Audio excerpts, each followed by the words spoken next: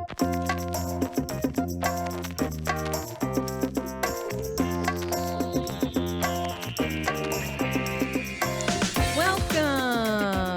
It's the Glitter Boom Girls podcast. I'm Robbie-Ann McPherson over here on the East Coast.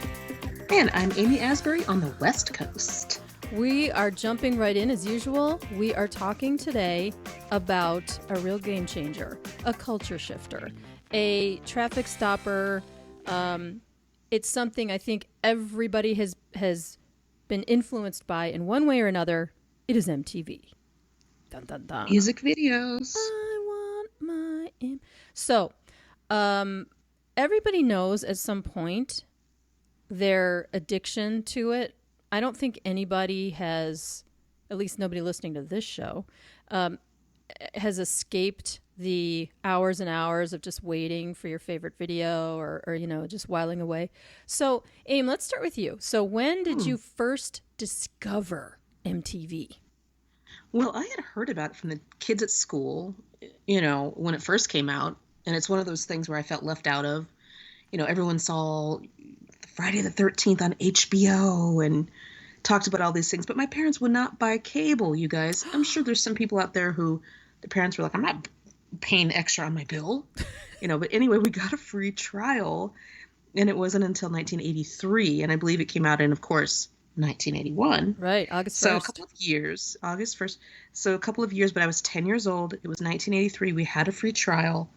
And that's when I first became addicted. So mine was a bit earlier than yours. I was in 82. And I discovered it when my mom was, my parents had been divorced, and my mom was dating this guy. And he had cable. Wow. And we did, because we never had cable either. And sometimes, like, we'd go have dinner at his house or whatever. And after dinner, I would go upstairs and he would set me up, you know, with the box that's on a wire. And it had all those toggles, the cable box. And, you know, boom, right on MTV. And I remember at that point, Private Eyes by Hall & Oates. Of course. Yeah. They see your every move. So that was like the big video on at that point. Yeah. And so was the Cars Since You've Gone.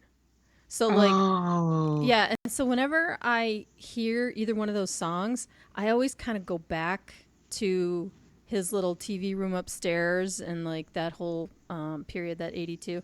But I remember spending hours and hours just waiting around for it was either just what comes next or it was one of my favorite videos.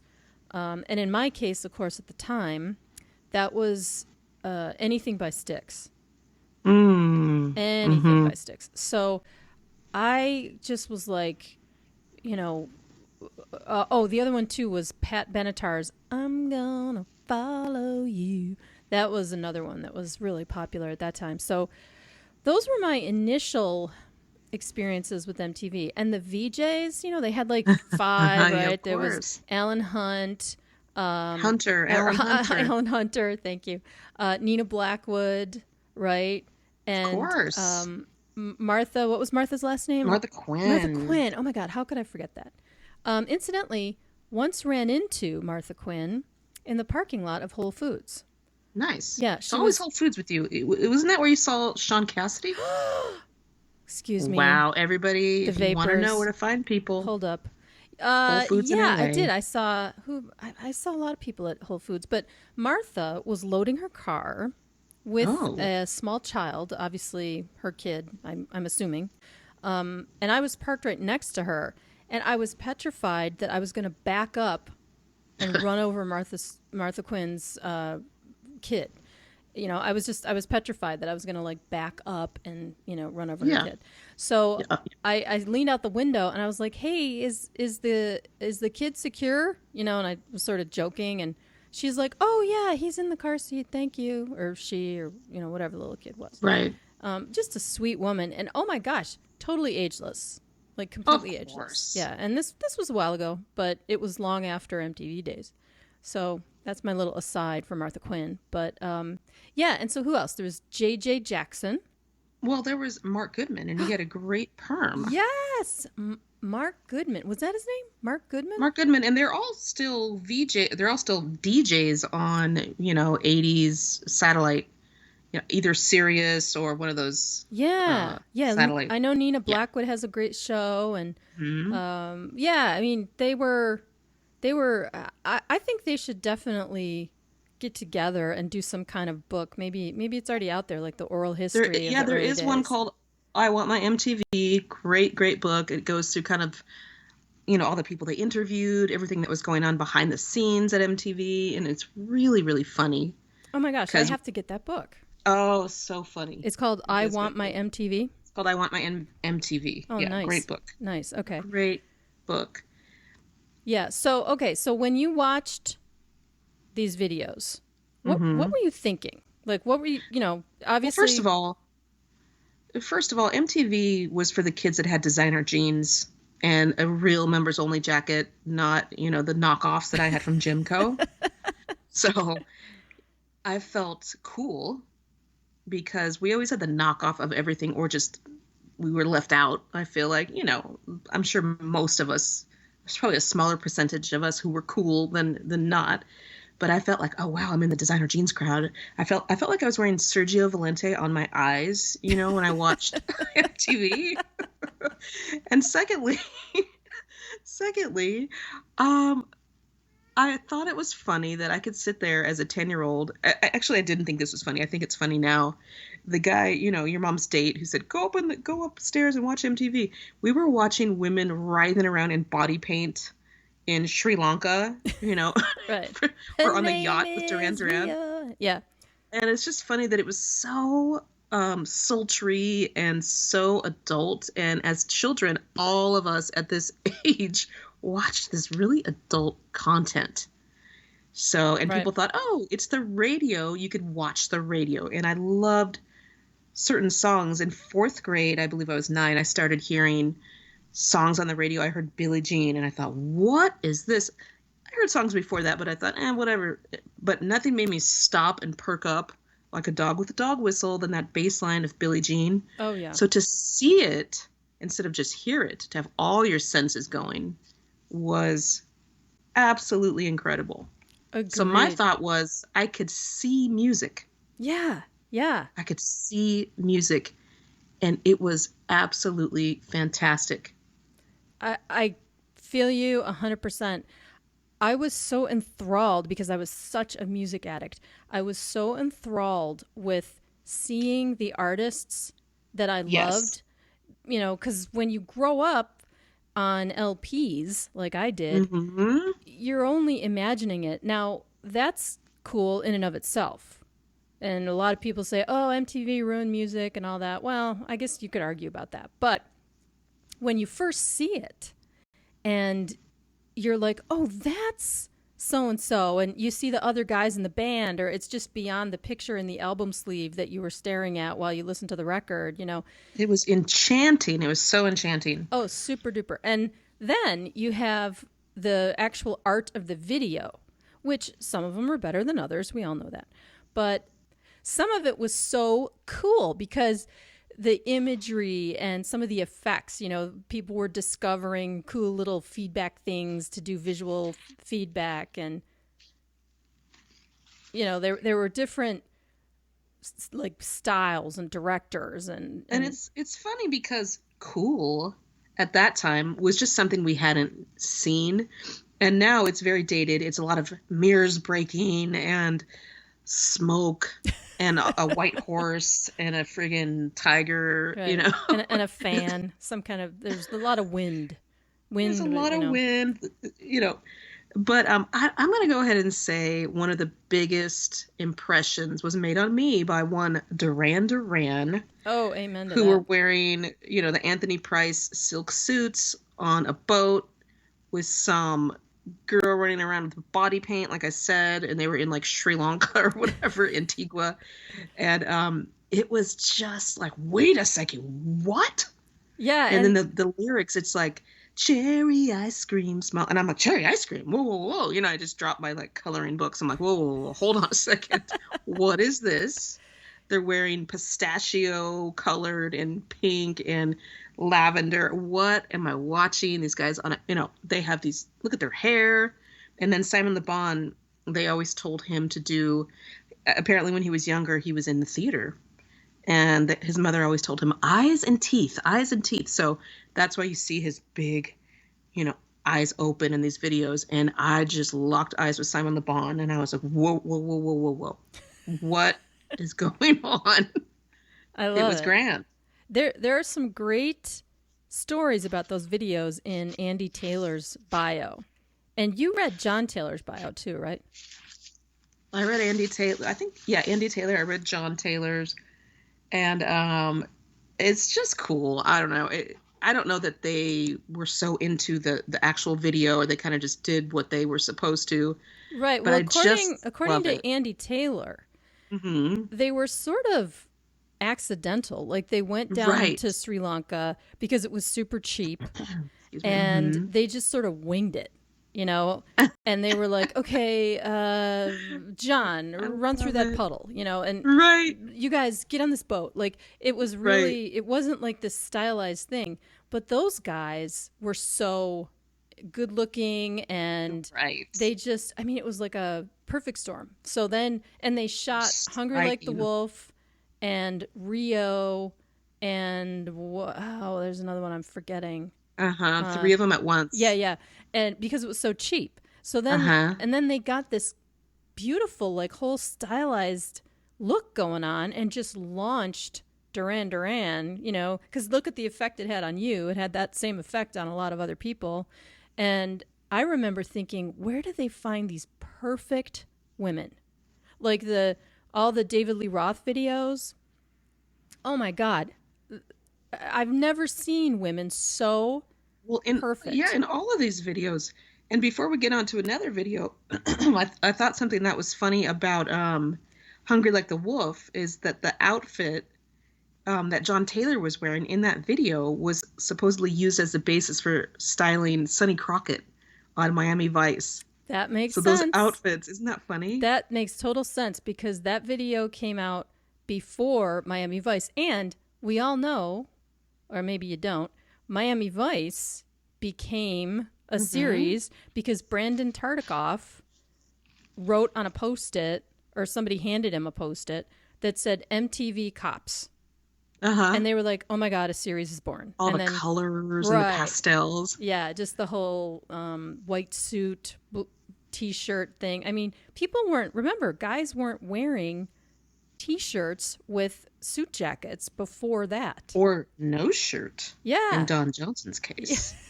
I know. But yeah, videos just really affected everything. And even in the Grammy Awards, they started in 1984 giving an award for Best Short Form Video.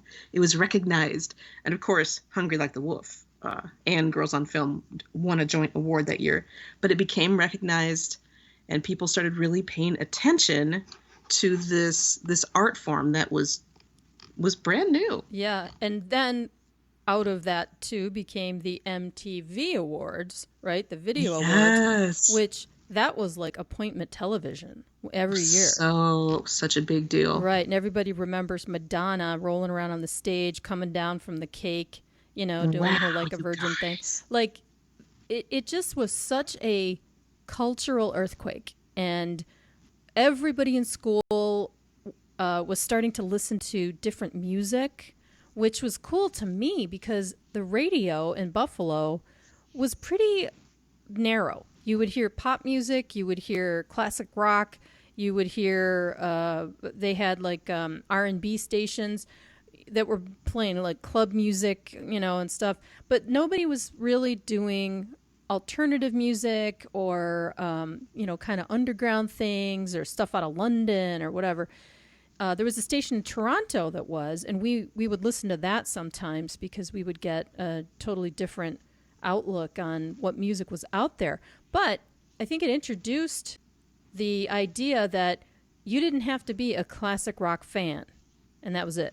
Well, the good thing about it, I think, was that you could see the look, for those of us that were really into fashion and, Yeah. it's almost like you could choose the look before you chose the music. I want to look like that. I want to be in that crowd. So I'm going to start listening to that. That's what a poser would do. And that's what I did.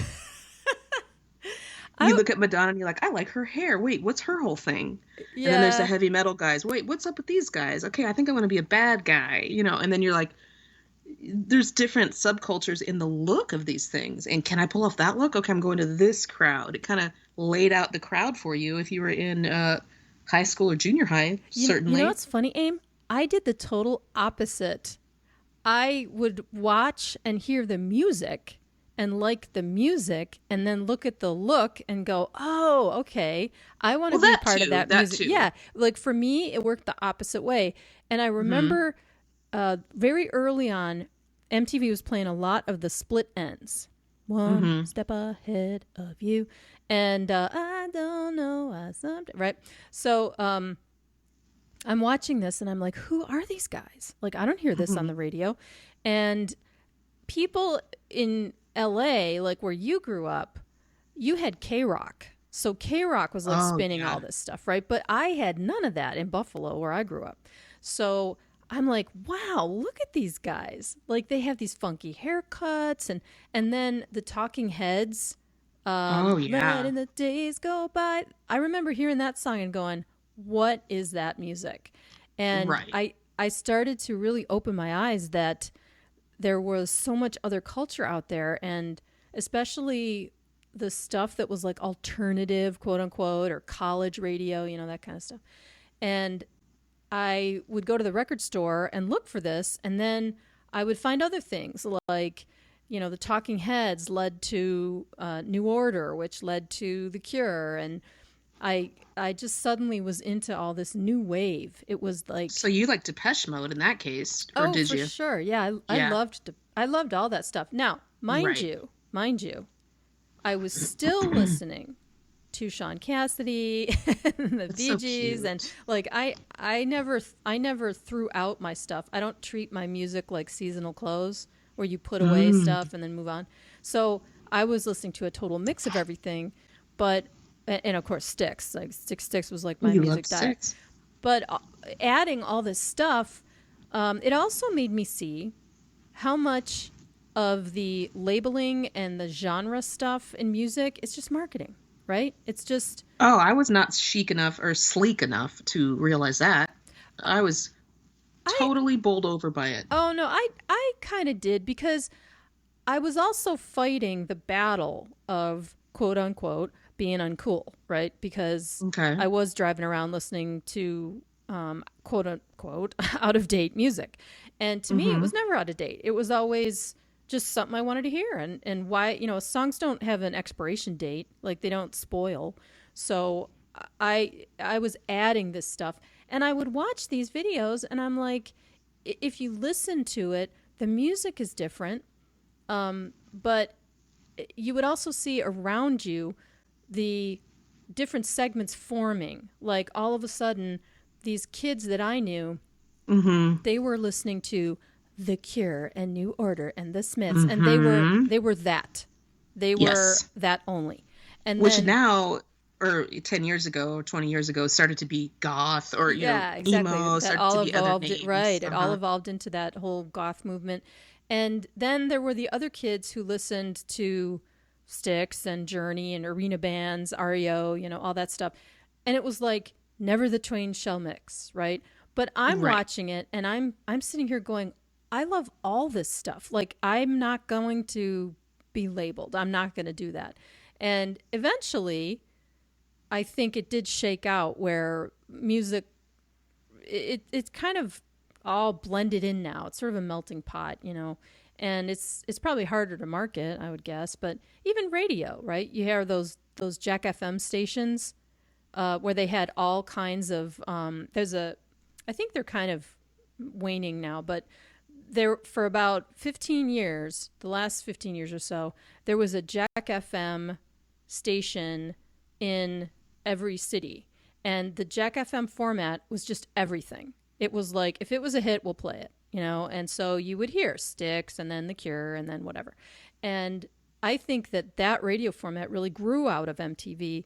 and grew out of how unsegmented it was. But of course, MTV, then, there was that early honeymoon phase, and then it all became about money, right? And so then they Then it was started. Alternative Nation, Right, Headbangers right. Ball, then it became that. Then they But segmented it. if you wanted to see them all together, you could watch the Dial MTV, which was, you dial in and you vote for your video, and that was just all different kinds of things. And that's where I was exposed to all the different types. But as a child watching MTV, as a 10-year-old, 11-year-old, it was kind of like cartoons to me. Mm-hmm. David Lee Roth, as you were talking about, with the California Girls and the Just a Gigolo, he was like the tour guide, with all these crazy characters, and there's the Fish Islands. Right. And it was so corny, and the songs were and they were covers, the Beach Boys, and then Just a Gigolo was, I forget who, but it was just so funny. And then, you'd see Madonna with her New York background. And to me, they were kind of cartoony. So they were entertaining. Right. And they were all different styles. And then I would see some kind of crazy Motley Crue video and get scared. They're lighting themselves on fire. There's like pentagrams. But they were so funny. And one of the David Lee Roth videos, Just Gigolo, he is a DJ and he falls asleep and has a dream. And he goes through the halls of this recording studio. And he goes in and there's Cyndi Lauper. Right. He breaks into all these videos. And that's when you felt like, we're all part of this. Yeah. There's already a parody. So there was Cyndi Lauper moving her skirts with her crazy red hair. Yeah, it was like meta. A Billy Idol. Yeah, it was like a meta video, right? That's when you realize, wow, we're all in this together. Look at these funny things. Oh, there's Michael Jackson, and there's Willie Nelson. He falls into a Willie Nelson video, and that's when I kind of noticed, oh, there's all these different types of things, and we're all watching it, and it was just really fun. It was fun to watch. It was colorful. And then I loved the graphic of MTV. It was always a brick wall, then it would move into some squigglies, and then it would be a bubble letters, and then it would be clouds. And right. I love graphic art, so I just thought, wow, look at that. It was very different than the 70s. Like, even though it came out in 81, close to the 70s, 1980 was, it was a real kind of, all of a sudden the 70s were over. That was it. No more avocado green, no more yellow, orange, and brown.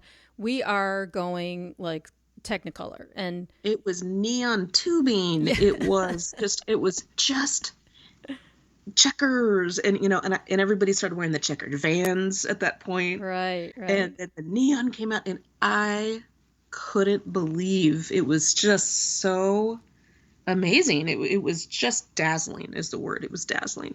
I did get confused a lot with a lot of the videos because I thought that there was some deep meaning in a lot of them. Whereas if you look back, it was probably just like some British guy going, no, we need smoke over here, something like that. But I always loved the videos where they half told a story, but not really. Like ABC, The Look of Love and Shoot That Poison Arrow. Shout out Lisa Vanderpump, right? Who was in those videos. Yeah. How to Be a Millionaire was my fave. Yeah, that was a great one. But so there was like they're performing, but then kind of in the background, there's like a little bit of a sort of story or something going on, but they were still like in a theater or a concert hall or something, or studio. I always loved those videos because then you could see the actor or the musicians. You could see the musicians, and then they're sort of understand a little bit more about what the song was about. And that's what they're talking about. But then you contrast that with like, a Stevie Nicks video, for example. So Stevie was just all about like the look and the sort many of scarves, many scarves. Yes, many scarves. I did read that for Stand Back, Stevie did this whole Civil War storied video, like a mini movie or something. Oh my goodness. And then scrapped it. And there are various reasons why they say she scrapped it, but she just scrapped it. So then you ended up with the video where she's on that weird treadmill that's got neon lights, and of course the fan. There's a big fan blowing. And she's got the glam 80s makeup. She looks beautiful. And I never really understood, like, why is she coming down this treadmill? Like, it was so weird. But it was a huge hit because Stevie Nicks, right? I mean, she's Stevie Nicks. She's a goddess. And then there were the absolute weirdo nonsense videos, like the Fixx, Saved by Zero. What? I don't remember that. Oh my God. All the Fixx videos. I loved the Fixx. They were one of my favorites and still are.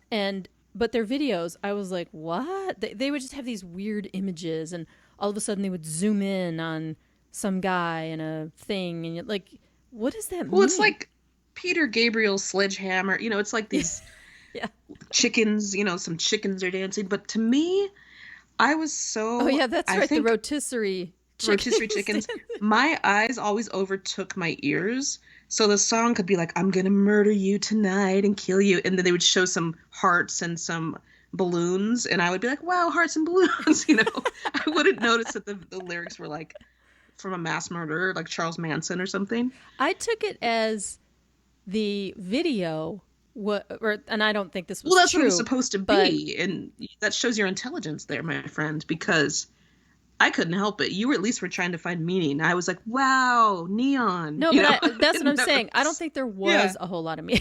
I think a lot of them were like, oh, hearts and you were balloons. At least looking for it. But to me, I was like, oh, this is some deep message about what this song is. I like that you were trying to find the deep message. I was like, wow, look at that eyeliner.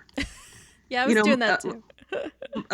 Material Girl by Madonna, which of course recreates the Gentlemen Prefer Blondes scene with Marilyn Monroe.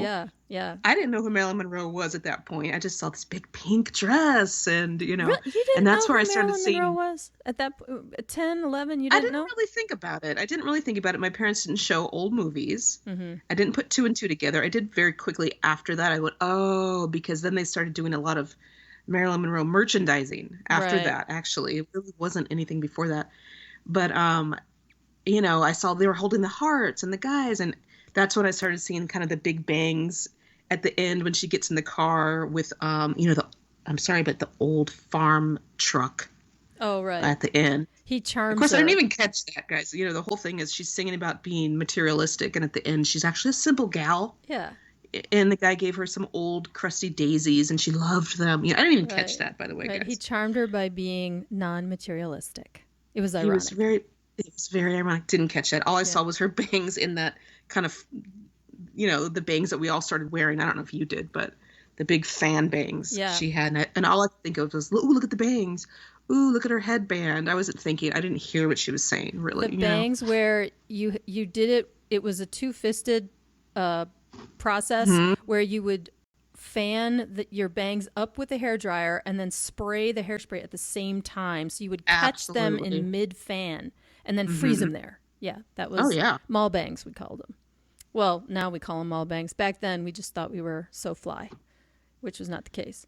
Speaking of not so fly, I thought there were a lot of videos that ruined the song.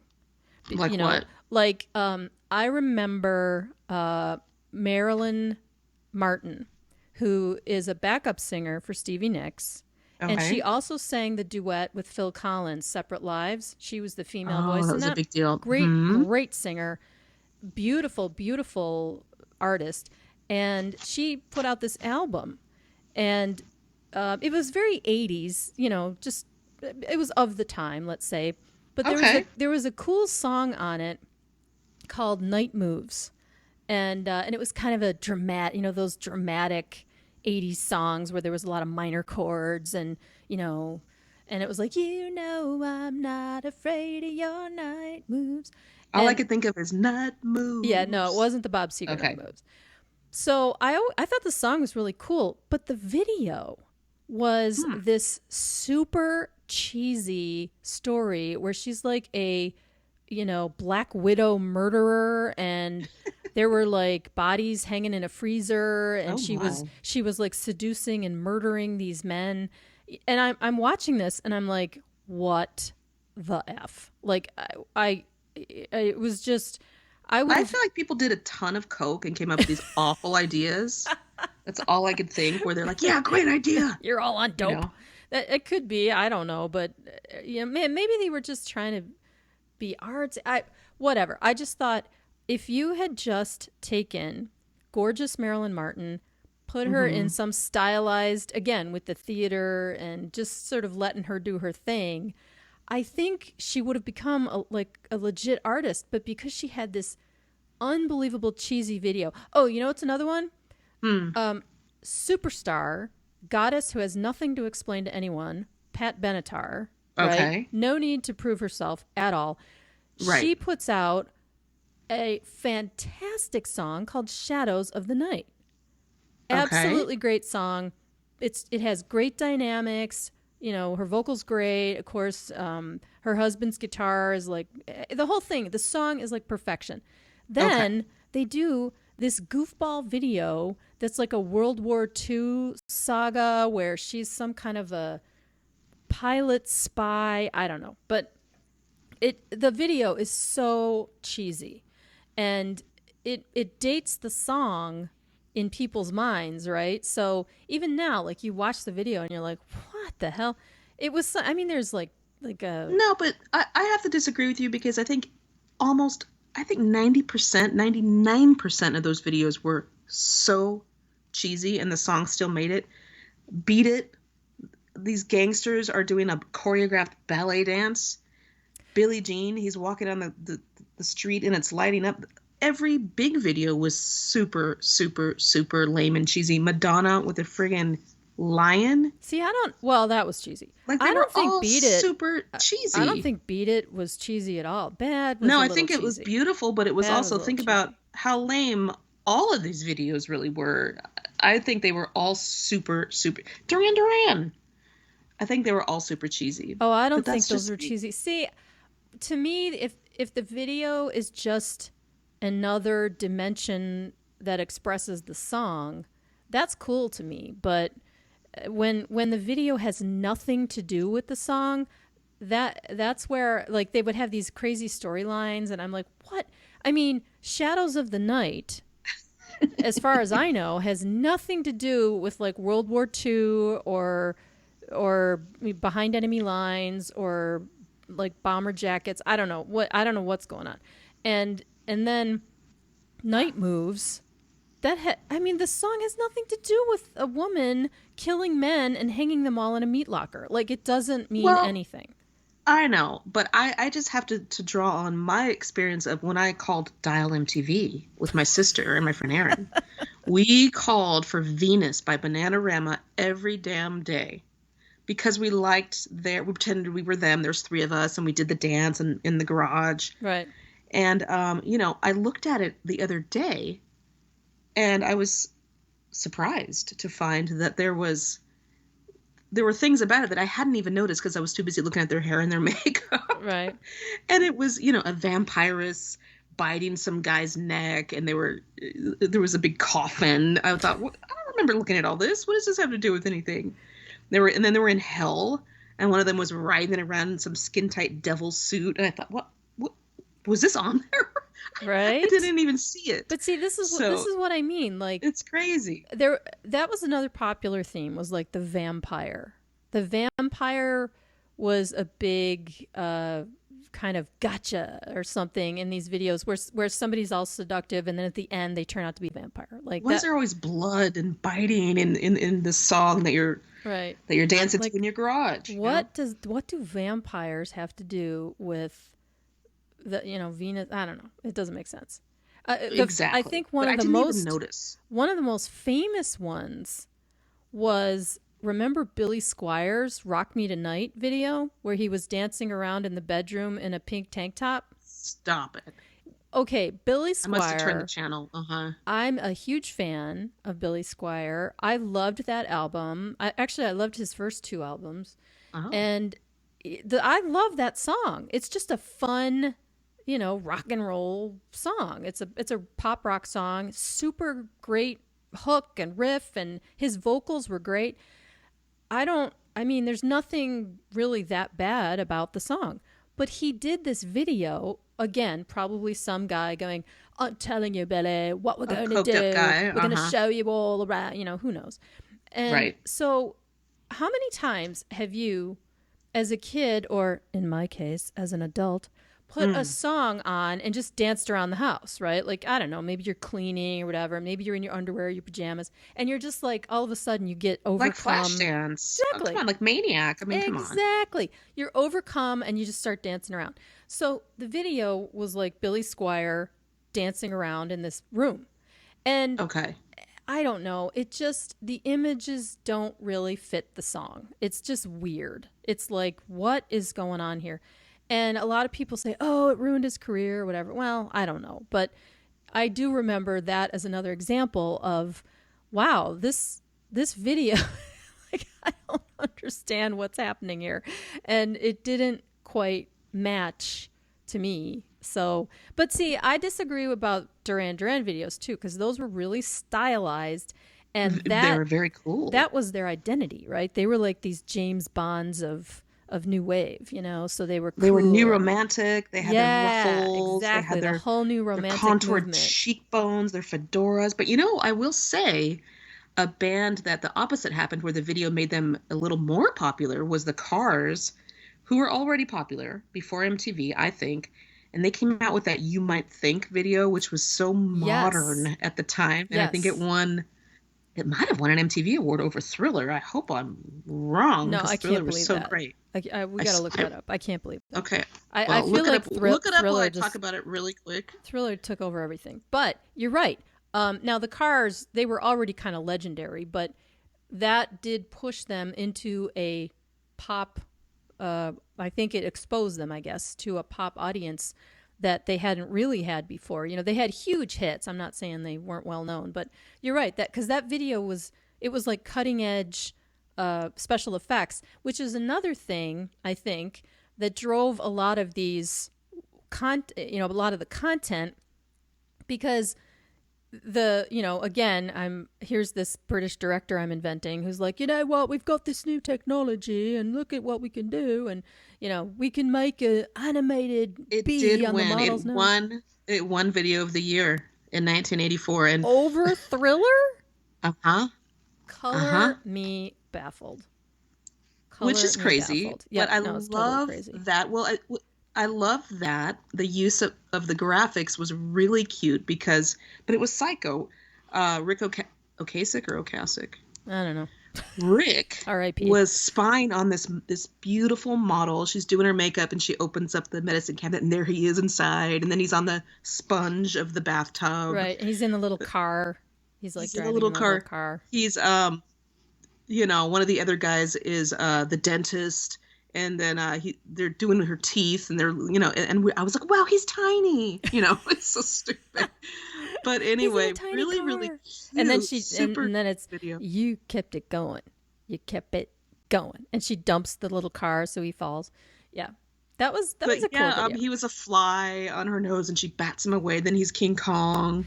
But I thought it was a gorgeous video. Also, really fun. That had something to do with the song. Like, you might think I'm crazy, all I want is you. So the lyrics of the song were like, hey, this guy is like in love with her and stalking her. It was a playful song. It was, the music and stuff. To me, that all fit together. It wasn't like Shadows of the Night where, telling you what we're going to do. We're going to rent a 1941, blah, blah plane, and we're going to have the people running. And there's like, they stole plans or a battle or something, and then there was like a general who was strong-arming a woman. I don't know. It made no sense. Well, I think it was just really smart of the directors of that particular Cars video, because they hired, I think, a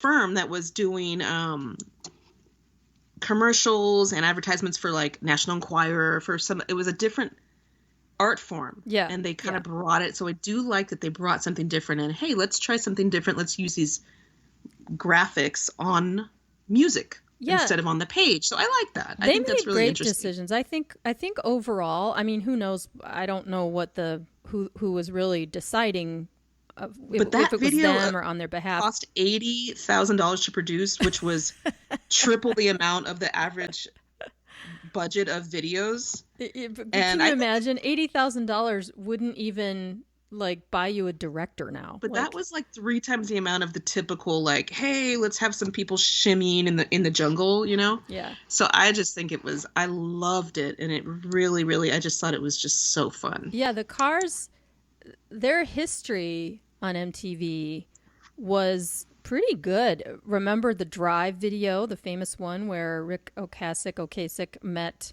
his future wife, Paulina Poroskova, and that was a beautiful video. And then the Since You Gone video that I saw in my early MTV infatuation, that was a cool video too. I think they had a really good handle on what MTV could do if you worked it right. I agree, and I also think the Go-Gos, really their vision of the girls in the convertible, our lips are sealed, we're going to play in the fountain, I think that helped them develop their personality. Right. And also Wham. I think Wham was, when you saw them on the stage with the black lights and the shorts, you thought, oh, wow, they're high energy, they're super fun. What's going, you know?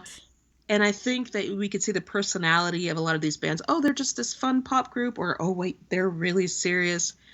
I think it was just really fun in determining the personality of these musicians, and or at least the personality that they created. That they created, yes. Yeah, because I can't imagine how many record labels in 1981 when MTV came out and they realized, oh my God, MTV is selling records. Like, it's not just radio now. MTV is moving product. So now all these record labels are like, okay, you know, here's the fat guy with the cigar. Rushing, all right, kids, we got to get a video. Hey, you know, and then they're looking at their artist rosters and they're like, okay, that guy, he's too fat, she's too ugly, you know, blah, blah, blah. And all of a sudden things move into some crazy direction where you have to be stylized. You have to you have to look a certain way in order to, like, I don't recall ever seeing like a Jimmy Buffett video. Do you? Well, you know what? That was the downfall of, unfortunately,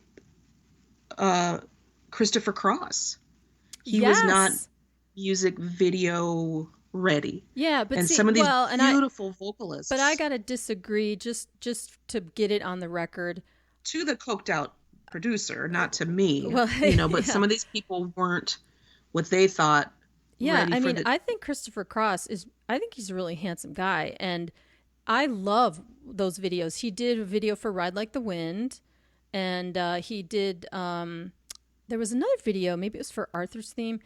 They did put those in rotation, but you're right, like all of a sudden, because he's not wearing eyeliner. He's not Simon LeBon. Yeah, purple whatever, and a t-shirt with a coat, and because maybe it was some part of his artistry where he's like, no, I'm not gonna. He's like, I'm not Prince. Yeah, I'm not gonna put on. I'm not gonna wear that, you know. Or like, wasn't there a video where somebody was making a comment on the stupidity of what they were trying to make them do? I'll have to think about that for a second. But I seem to recall a couple of videos where artists were like, you know, where there was some guy going, oh, you got to wear this, you got to wear that. We're going to have the smoke and the mirrors and the babes. Actually, some of one of those David Lee Roth videos, forget about it. He had a producer, a real cheesy producer on there with a pompadour. But, you know, another artist I think of when I think of the first videos was Prince. What did you think of those? I was like I was kind of scared of When Doves Cry, and you know, I was like, "Oh, what's this?" Oh, I loved the Prince videos. Mm-hmm. Many of them made no sense to me.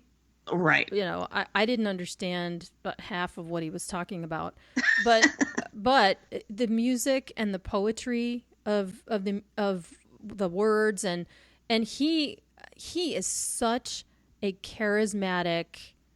I mean, just a superstar. He's one of those like from another planet, you know, rest in peace. But I loved his videos because to me, no matter what they were, they fit the song and they didn't ruin the song for me. Like it wasn't like Night Moves where I watched it and I was like, what? You know, I would watch it and be like, oh, I don't know what that means, but it looks cool. So you liked his dancing in the mirror where half of his body was on, you know, what was the When Doves Cry? Oh, where they're all kind of walking toward the well, camera. that I tried to copy that dance not too that long is a ago. It was hard. dated. I think that's a dated video effect. And again, one of those. We've got this. We can do a video. Reflection. Like the directors all. But it was stylized, and it was just a funky visual. It wasn't like a storyline that took away from what the song is. And what did you think of Prince coming slowly out of his bathtub during When Doves Cry? I thought, well, first of all, I thought, I got nervous. I was like, oh no, don't come too far out. No, I was like, he is hot. You thought he was hot? Oh my God. My sister cried and ran and told my mom, Mommy, there's a guy with hair over his eye. I was like, oh, stop. I loved Prince. I got in big trouble for singing Jungle Love by the time, because I didn't know what I was saying. Well, I think a lot of people didn't know. Do you want to make love or what? And I got in huge trouble because I didn't know what I was saying. Yeah, a lot of people didn't know what they were saying. I mean, Shebop, That's so dumb. What's the big deal? Didn't that end up on the Filthy 15 or whatever? Well, yeah, because that's what grew out of MTV, right? Was this whole movement of and they picked the wrong songs. There were so many worse songs than the ones they picked. Right. I know. Twisted Sister. What? Those were some interesting videos. Those were the best videos. Okay, sorry, go on. No, I was just going to say, Aim, we are out of time. Oh my. I know. We've been like ratcheting about MTV for way longer than we should. Oh my. So, but this has been super fun. I love reliving MTV. I'm going to go watch some Twisted Sister videos right now, actually. Twisted Sister! I want to rock. Yeah. Yeah. All right. So thanks for joining us. We just love you guys. We love hanging out with you. So hit us up on Instagram, GlitterBeeGirls, Twitter, GlitterBeeGirls. We have a website too, glitterboomgirls.com. You might be listening to this on that very page. But in any case, let us know what you think and what your thoughts are and what your thoughts might be and blah, blah, blah. So signing off. We'll see you next time. I'm Robbie-Ann McPherson. And I'm Amy Asbury. Goodbye.